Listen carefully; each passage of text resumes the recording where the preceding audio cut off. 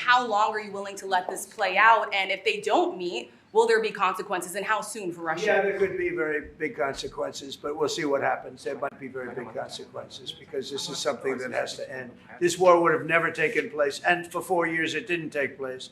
But if I were president, this war would have never taken place. From a national security standpoint, but we have a powerful thing. So we'll see what happens over the next week or two, and at that point I'll step in very strongly, and if I have to be there, I'll be there. And we'll either have a deal or we won't.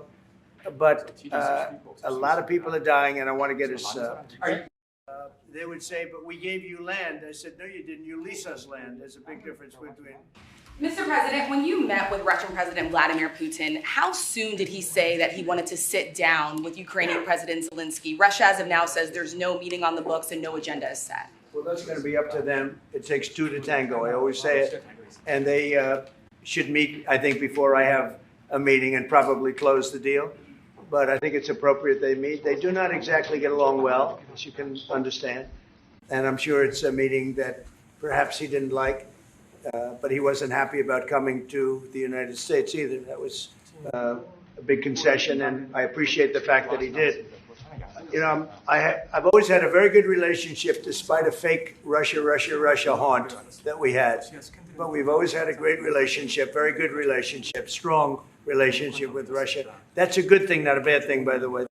And you know what? He did great. It was a great press conference, actually. It was historic. I doubt he's done one since. I believe that we're going to get that war straightened out. We're going to get it done. I don't know that they'll meet. Maybe they will. Maybe they won't. They'd like me to be at the meeting. I said, you guys ought to work it out. It's between you. It's not us. But I looked in and I saw more rifles pointing at me than you could.